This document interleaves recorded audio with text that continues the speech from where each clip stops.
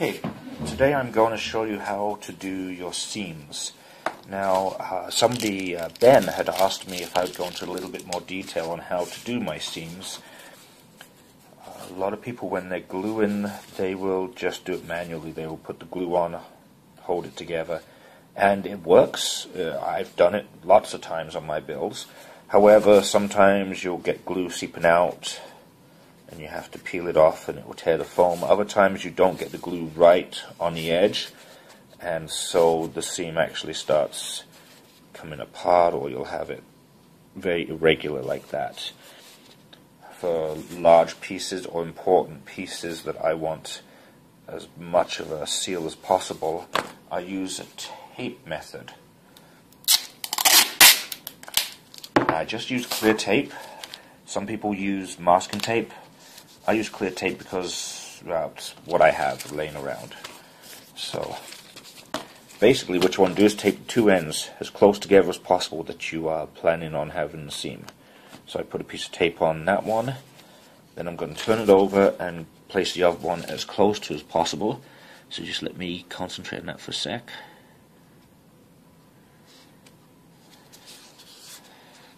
You really want to make sure that the edges are pushed down onto the tape. That will help any glue that wants to seep through. It'll stop it from doing that. Okay, so there's the side that we want the seamless seam on. Now we're going to run some glue. I use a very high hot temperature glue gun. Some people will use a low temp gun. With mine, the glue will drip in the gap easily, and you want to put the glue right in as close to the where the two pieces meet as possible. So I'm just going to do that. Just run a bead in there. And then you want to run another bead just up a bit more. That will help keep the piece close together. Now, as you're bending it, you want to make sure you keep the piece tight.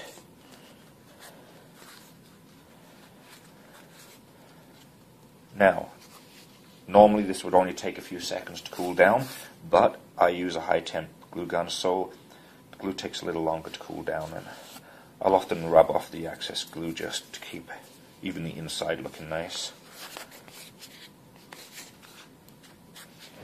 Now, while we wait for that to dry, there are a couple of other ways to do seams, which I'll also show you in a minute. The first one, like I say, is to hold the pieces together. And when you've got a long piece like this, or even longer, the tape just helps keep it all together. If you're not using the tape, trying to keep this all together is really hard. You would end up gluing a little bit, and then bending the foam out the way, put some glue in that bit, bending the foam out the way, and that can just damage the foam. That can lead to a mess. Okay, I think that's dry. Now, when taping, or when taking the tape off, you want to start very carefully. You'll see here I wasn't too bothered about going right to the edge. Normally I would. But if you're right here and you take the tape off and the tape catches just a little, it's going to take a chunk of foam.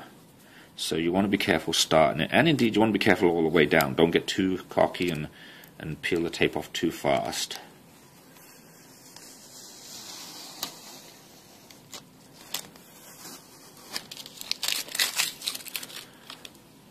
And there you have it. And you see a very faint line, but it doesn't stick out at all. It's nice and smooth. Once you've painted that, the paint will fill that in and you will see nothing at all. Now, other ways of using or doing your seams, edges. If we do, well, obviously there's the way where you hold the two pieces together. I don't think I need to show you that. You guys know you'd put the glue on and you'd hold them together, right? And again, if the long pieces, you'd put a little bit of glue there, hold that bit together. Once it's dried, you would then bend the foam out the way, put a little bit of glue, a bit more. But let's say you don't need a sharp edge. Let's say you want a little bit of a curve to it. Best way is by cutting on the back. what you would do is run a straight cut. Now don't cut all the way through. Just want to cut down maybe about halfway. You can hear I need to cut my sharpen my knife. Next cut, you want to do an angle. So the first cut is straight down. Second cut, you want to do it at an angle. You're cutting a wedge out. Okay.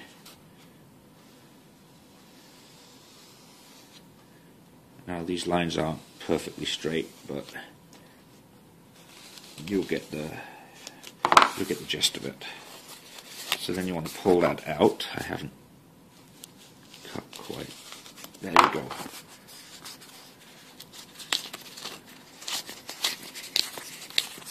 Now you cut that channel out. Okay, now we have kind of like a wedge cut out of there. There we go. Now what you would do is quite simply fill that channel with a little bit of glue, not too much, and then just bend it together. Just going to hold that for a bit. A couple of people have asked me why I use a high temp glue gun. Main reason, well actually there's a couple, but the real main reason, it gives me a lot more playtime. And no, I don't mean, you know, playing my kids' toys. I mean playtime as in, if the piece of foam doesn't quite edge together, doesn't quite go together, then I got a bit of play. The glue hasn't dried yet. With a low temp gun, you squirt it on, you got to be quick, boom, whack it in place, it dries. Plus, I find with a low temp gun, it doesn't bond as well. With a high temp gun, it melts foam a little, it seeps into the open pores and creates a really strong bond. So that is why I use a high temp, because it gives you a bit more wiggle room and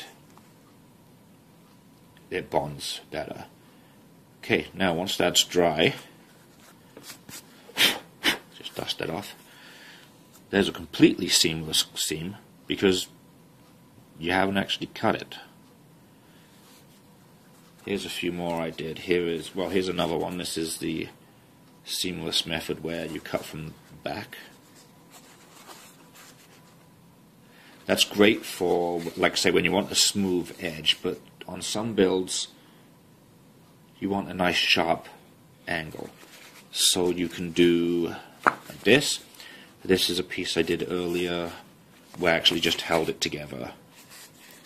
And you can see I got a little bit of glue spillage there, which isn't a lot, but over time, when you do more like that, you'll get more pieces, and I just don't like having glue seepage there.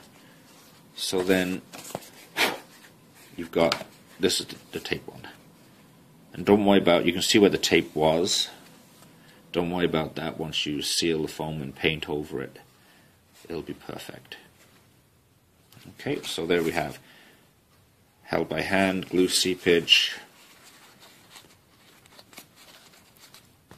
the tape method, and the cut from behind. So there's the three ways to do your joints, your seams. Nice sharp angle with no line, or smooth. I hope this has helped.